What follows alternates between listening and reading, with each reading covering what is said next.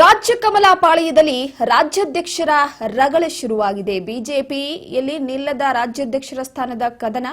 ರಾಜ್ಯಾಧ್ಯಕ್ಷ ಸ್ಥಾನಕ್ಕೆ ಚುನಾವಣೆಗೆ ರೆಬಲ್ಸ್ ಪಟ್ಟನ್ನ ಹಿಡಿದಿದ್ದಾರೆ. ಈಗ ಪ್ರಮುಖವಾಗಿ ಬಿಜೆಪಿಯಲ್ಲಿ ರಾಜ್ಯಾಧ್ಯಕ್ಷ ಸ್ಥಾನದ ಕದನ ನಿಲ್ಲುವ ಹಾಗೆ ಕಾಣಿಸ್ತಾ ಇಲ್ಲ.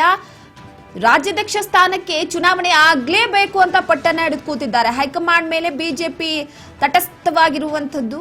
ರೆಬಲ್ಸ್ ಒತ್ತಡವನ್ನ ಏರ್ತಾ ಇದೆ. ಹೈಕಮಾಂಡ್ ಭೇಟಿಗೆ ಬಿಜೆಪಿ ರೆಬಲ್ಸ್ಗಳು ಮುಂದಾಗಿದ್ದಾರೆ. ಜುಲೈ 28ಕ್ಕೆ ರೆಬಲ್ಸ್ ನಾಯಕರ ದಿಲ್ಲಿ ದಂಡಯಾತ್ರೆ ಶುರುವಾಗಲಿದೆ. ಒಂದು ಕಡೆ ಈಗಾಗಲೇ BY ವಿಜೇಂದ್ರ ಅವರ ಆಯ್ಕೆಯ ವಿಚಾರಕ್ಕೆ ಸಂಬಂಧಪಟ್ಟಂತೆ ಮತ್ತೆ ಯಾವುದೇ ಕಾರಣಕ್ಕೂ ಕೂಡ ಅವರ ಆಯ್ಕೆ ಆಗಬಾರದು, ಚುನಾವಣೆ ಆಗ್ಲೇಬೇಕು ಅಂತ ಒಂದು ಕಡೆ ತಟಸ್ಥವಾಗಿರುವಂತವರು, ಅಸಮಾಧಾನಗೊಂಡಿರುವಂತವರು, ರೆಬಲ್ಸ್ ನಾಯಕರು ಅಂತ ಗುರುತಿಸಿಕೊಂಡಿರುವಂತಹ ಆ ಟೀಮ್ ಮತ್ತೆ ದೆಹಲಿ ಹೈಕಮಾಂಡ್ ನಾಯಕರನ್ನ ಭೇಟಿ ಮಾಡುವುದಕ್ಕೆ ಮುಂದಾಗ್ತಾ ಇದ್ದಾರೆ. ಸಾಕಷ್ಟು ಕುತೂಹಲ ಕಾರಣವಾಗಿದೆ. BS ಯಡಿಯೂರಪ್ಪನವರು ತಮ್ಮ ಮಗನ ಪರವಾಗಿ ಬ್ಯಾಟ್ ಬೀಸೋದಕ್ಕೆ ದೆಹಲಿ ದಂಡಯಾತ್ರೆಯನ್ನ ಶುರು ಮಾಡಿದ್ರು. ದೆಹಲಿಯಲ್ಲಿ ಹೈಕಮಾಂಡ್ ನಾಯಕರೊಟ್ಟಿಗೆ ಮಾತನಾಡಿದ್ರು. ಹೈಕಮಾಂಡ್ ಎಲ್ಲೋ ಒಂದು ಕಡೆ ರೆಬಲ್ಸ್ ಅನ್ನ ಹಾಗೆ ತಟಸ್ಥವಾಗಿರುವಂತವರನ್ನ ಮನವೊಲಿಕೆ ಮಾಡೋದಕ್ಕೆ ಪ್ರಯತ್ನ ಪಡಲಾಗ್ತಾ ಇತ್ತು. ಹಾಗಾಗಿ ಅದ್ರ ಜೊತೆಗೆ ವಿಜೇಂದ್ರ ಅವರ ಪರವಾಗಿ ವಿರುದ್ಧವಾಗಿ ಯಾರ್ಯಾರಿದ್ದಾರೆ ಅನ್ನುವಂತಹ ವಿಚಾರ ಸದ್ಯದ ಮಟ್ಟಿಗೆ ನೋಡಿ, ವಿಜೇಂದ್ರ ಅವರ ವಿರುದ್ಧವಾಗಿ ತೊಡೆತಟ್ಟಿ ನಿಂತಿರುವಂತಹ ರೆಬಲ್ಸ್ ನಲ್ಲಿ ಯಾರನ್ನ ಕಣಕ್ಕಿಳಿಸ್ತಾರೆ ಅನ್ನುವಂಥದ್ದು ಸದ್ಯಕ್ಕೆ ಪ್ರಶ್ನೆ ಆಗಿದೆ.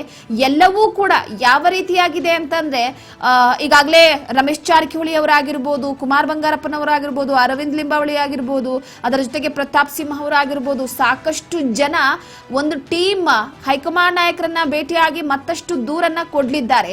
ಯಾವುದೇ ಕಾರಣಕ್ಕೂ ಮರು ಆಯ್ಕೆ ವಿಚಾರಕ್ಕೆ ಸಂಬಂಧಪಟ್ಟಂತೆ ಹೋದ ಬಾರಿ ನಿರ್ಧಾರ ತೆಗೆದುಕೊಂಡ ರೀತಿ ಮಾಡಬಾರದು. ಈ ಬಾರಿ ಚುನಾವಣೆಗೆ ಎಲ್ಲಾ ರೀತಿಯ ಅವಕಾಶವನ್ನ ಕೊಡಬೇಕು ಅಂತ.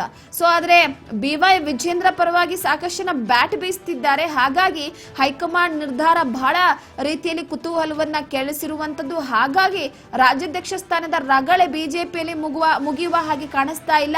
ಈ ಕಡೆ ಆಡಳಿತ ಪಕ್ಷವನ್ನ ಕೂಡ ಕಟ್ಟಿ ಹಾಕೋದಕ್ಕೆ ಕೈ ಜೋಡಿಸಲಾಗ್ತಾ ಇಲ್ಲ. ಆಡಳಿತ ಪಕ್ಷ ಕೂಡ ಯಾವುದೇ ರೀತಿ ವಿರೋಧ ಇಲ್ಲದೆ ತನ್ನ ಪಾಡಿಗೆ ತಾನು ಕೆಲಸವನ್ನ ಮಾಡ್ಕೊಂಡು ಹೋಗ್ತಾ ಇದೆ. ಸೊ ಎಲ್ಲೋ ಒಂದು ಕಡೆ rebels team versus Vijendra team ನಡುವೆ ಇರುವಂತಹ ಗುದ್ದಾಟದ ವಿಚಾರಕ್ಕೆ ಸಂಬಂಧಪಟ್ಟಂತೆ ಅತಿ ಹೆಚ್ಚಾಗಿ ರಾಜ್ಯದಲ್ಲಿ ಸದ್ದು ಮಾಡ್ತಾ ಇದೆ. ಸೊ ಹಾಗಾಗಿ ವಿಜೇಂದ್ರ ಅವರು ಕೂಡ ಡೆಲ್ಲಿಗೆ ತೆರಳಿ ಕೆಲವೊಂದಿಷ್ಟು ವಿಚಾರವನ್ನ ಹೈಕಮಾಂಡ್ ನಾಯಕರಿಗೆ ಕೊಟ್ಟಿದ್ದಾರೆ. ಸೊ ಜುಲೈ 28ಕ್ಕೆ ಏನಾಗುತ್ತೆ ಅಂತ ಕಾದ್ ನೋಡಬೇಕಾಗಿದೆ. ಯಾಕಂದ್ರೆ ರೆಬಲ್ಸ್ ಟೀಮ್ ಅನ್ನ ಸಮಾಧಾನ ಮಾಡಿದ್ರು ಒಂದು ಹಂತಕ್ಕೆ.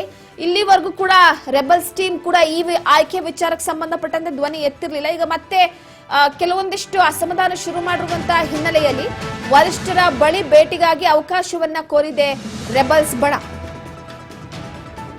ಶತಾಯಗತಾಯ BY ವಿಜೇಂದ್ರ ಬದಲಾವಣೆ ಆಗ್ಲೇಬೇಕು ಅನ್ನುವಂತ ಹಠವನ್ನ ಹಿಡಿದಿರುವಂತದ್ದು. ಹಾಗಾಗಿ ರೆಬಲ್ಸ್ ಕಾಲಾವಕಾಶಕ್ಕೆ ಹೈಕಮಾಂಡ್ ಅವಕಾಶವನ್ನ ಮಾಡಿಕೊಡುತ್ತಾ ರೆಬಲ್ಸ್ ನ ಒಂದು ಅಸಮಾಧಾನದ ನುಡಿಗಳನ್ನ ಹೈಕಮಾಂಡ್ ನಾಯಕರು ಕೇಳ್ತಾರ. ನಿಜವಾಗ್ಲೂ ಕೂಡ ರಾಜ್ಯಾಧ್ಯಕ್ಷ ಬದಲಾವಣೆ ಆಗುವ ವಿಚಾರವಾಗಿ ಚುನಾವಣೆಯನ್ನ ನಡೆಸಲಾಗುತ್ತಾ, ಇಲ್ಲ ದೆಹಲಿ ಮಟ್ಟದಲ್ಲಿ BS ಯಡಿಯೂರಪ್ಪನವರು ತೆರಳಿ ತಮ್ಮ ಮಗನ ಪರವಾಗಿ ಬ್ಯಾಟ್ ಬೀಸ್ತಾರ? ಎಲ್ಲೋ ಒಂದು ಕಡೆ ವಿಜೇಂದ್ರ ಅವರು ತಮ್ಮದೇ ಆದ ರೀತಿಯಲ್ಲಿ ಒಂದು ಹೊಸ ಬಾಣವನ್ನ ಪ್ರಯೋಗ ಮಾಡಬಹುದಾ?